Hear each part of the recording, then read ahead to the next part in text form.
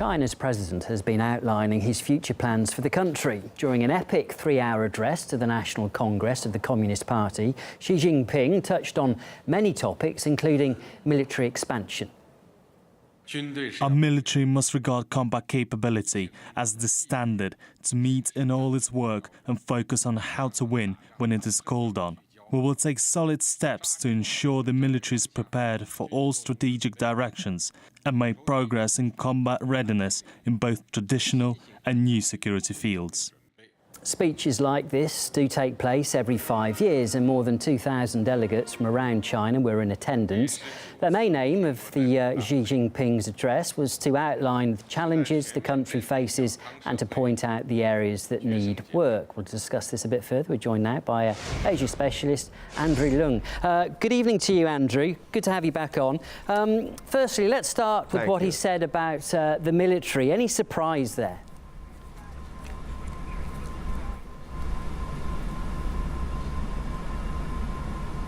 Hello. I think that that must be seen in the context of his vision for China's Renaissance, and of course China's history is in recent decades or century has been rather checkered, because part of the China dream is to depart from China's recent past of so-called centuries of humiliation when China was invaded and also partitioned by the great powers. And so he's rallying the Chinese people and the Communist Party to make China great again, as it were, creating a better life for these people and defending the country against any perceived threats of his sovereignty. And particularly, he also highlighted the fact that China is now entering into an era of great uncertainties. I mean, looking around the world,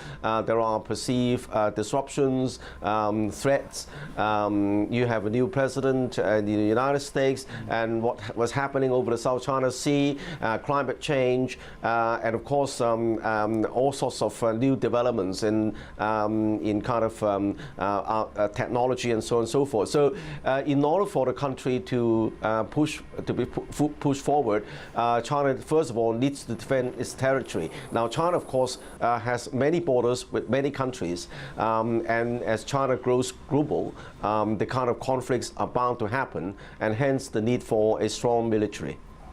Is it, were people expecting him to mention North Korea? Yes, that's part of it, but it's not directly entirely to North Korea.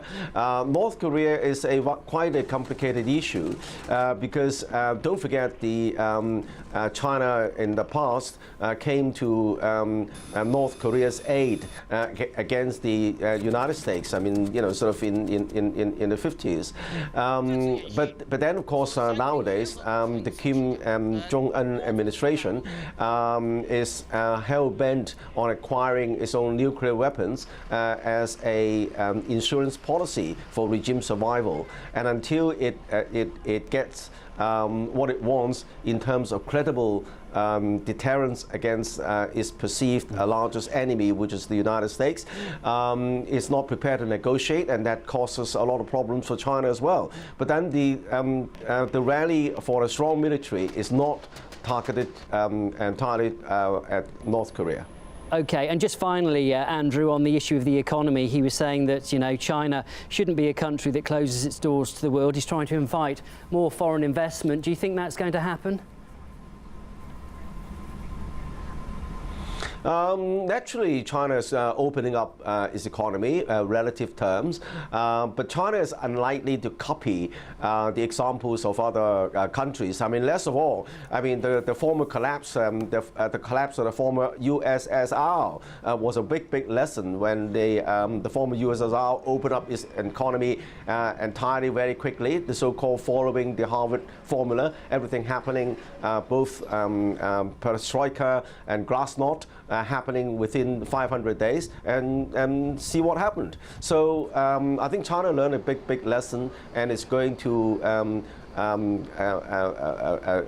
go about its trajectory, feeling the stones in crossing the river, as it were. But there is no doubt that nowadays China's economy is more open compared with a couple of decades ago.